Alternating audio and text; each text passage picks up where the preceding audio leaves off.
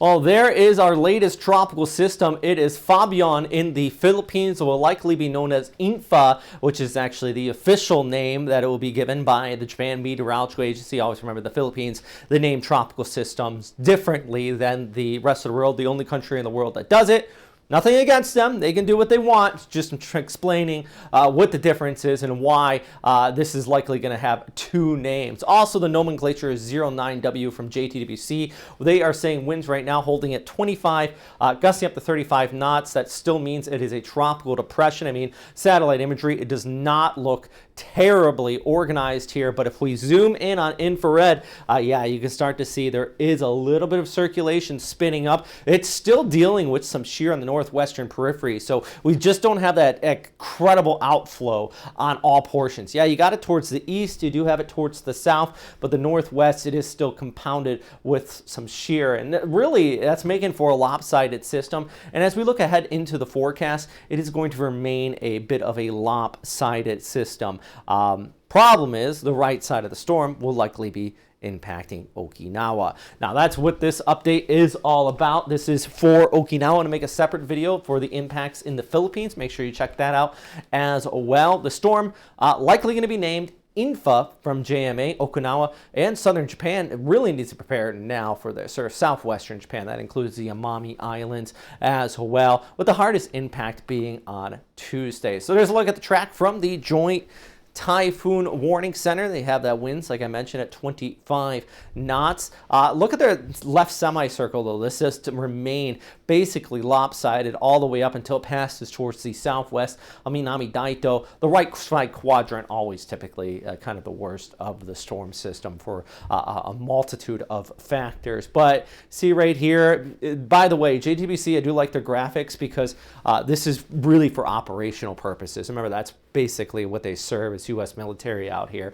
But that's the 35 knot wind threshold right there. This right here indicates 50 knots, and then that purple indicates typhoon strength conditions. That would put Naha right at the edge of typhoon strength, and Kadena as well, and really the southwestern portions of Okinawa Honto into those winds of 50 knots or greater. So if you're military out here asking if T-cores are going to be put in place, everything on this graphic screams yes, yes, yeah. And everything in the forecast also screams that as well. So, I mean, now, this weekend, don't wait till the last second until Monday when you're going to have those impacts. And one thing I like about, Fabian and the track from Pagasa is that they also put the local times on here. JTBC puts their times in Zulu because, like I said, they work for the military. This shows 2 a.m. passing just towards the south of Okinawa Honto and eventually towards the west, passing north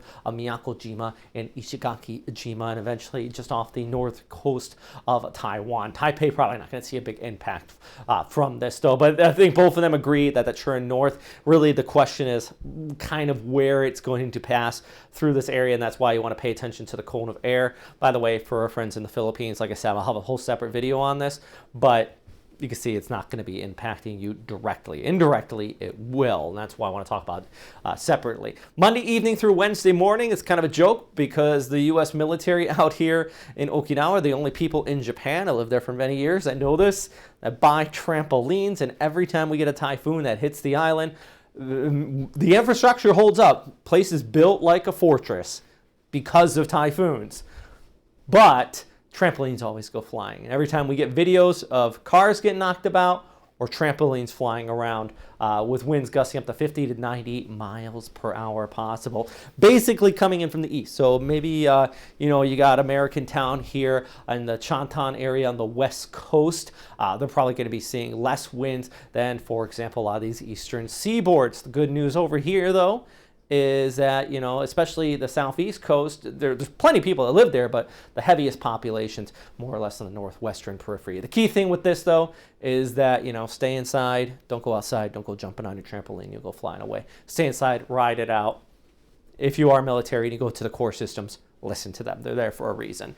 All right, so there's our storm system. Still got that inflow wrapping it around it. It's going to head towards the north, kind of getting hooked up with an upper level low that's located over southwestern Japan, and that's why it's making that hard left turn instead of going west, or for example, just cruising out there towards the Tokyo area, which the opening ceremony for the Olympics, by the way, starting up on the 23rd, so next week as well. And there is even a possibility of something spinning up in the wake of this, which we're going to keep watching out as well. So let's talk about the numerical guidance. Sunday evening with GFS, there's our low spinning right there as we go ahead through Monday evening, starting to pass just towards the south of Okinawa. That's the ECMWF. And then by Tuesday evening, really just south of Naha, northeast of Miyako-jima, the right front quadrant, heaviest the rainfall. That's where we're going to see those highest gusts by Tuesday evening around sunset, overnight into Wednesday morning. But the winds will already be picking up by Tuesday morning. So you don't want to be,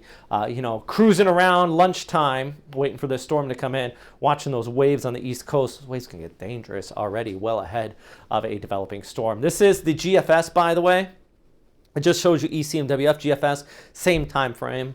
You can see it's a little bit further off, and that's actually one of the things I want you to remember with these systems. If this passes 50 to 100 miles of a difference from the other guidance, that difference doesn't seem like a lot, but it is a big difference because the core of the winds are right here. If they pass just offshore, then you're not going to see those typhoon strength winds. So that's why you want to continue to check back in. Prepare, don't panic, but if it passes and it goes away and you don't see the damaging winds, great. I'll never complain about that. I think what worries me is when people think that it will pass away and it does wobble back north, and then we do start to see those winds really pick up. And then this will be trailing through Wednesday as well. Winds will, of course, be gradually tapering off, but you still have those winds coming in behind it. Remember those tropical cyclone warnings from JMA. You do have those advisories as well as the warnings. Keiho, chance of catastrophe. If you ever see that on your cell phone, I think the biggest one is Togubitsu Keiho, which is significant likelihood. That's an emergency warning. If you have that in your area, you really want to hunker down, take shelter. We see this sometimes with heavy rainfall. If you get that right there, that kanji on your cell phone, that's some serious stuff. Hopefully we don't see that in this scenario, though. I don't think we will, but it's a slow mover, so of course you want to watch out for that. I'm just giving you that information so you can help prepare yourself in the event of something like that. Moisture inflow wrapping it around it, it's going to be problematic, which is why I'm going to have another video out there for our friends in the Philippines. All right, hey, by the way, I really want to stress, if you guys like these updates and you want to help contribute to making them just a little bit better, check out our Patreon. I just installed this graphic package on the computer here. It's fantastic. Still putting together some of the shows, but my goodness, we're going to have stuff similar to this coming up in the very near future. So I'm very, very excited about it. And really want to thank a lot for you guys helping me out there, the guys at Metro Weather and Weatherscape. That is the name of the product. But of course, everybody on Patreon who has been helping out those typhoons and super typhoons. If you want to contribute, $2 a month. It gets you in the door, gets you to see some of the behind the scenes stuff. Of course, typhoon and super typhoons, give you those guys the shout outs. And I'm still working at some more behind the scene perks, but the key thing I can tell you is that I try to put up videos. I'll answer your questions right away. And you really can, you help at the very least keeping these updates going. Anyways, yeah, hit that subscribe button. If you can't do that, check us out on Patreon, like I said, and follow me on Twitter, Facebook, Instagram. I even post sometimes on TikTok. As always, thanks for watching, and of course, stay safe out there.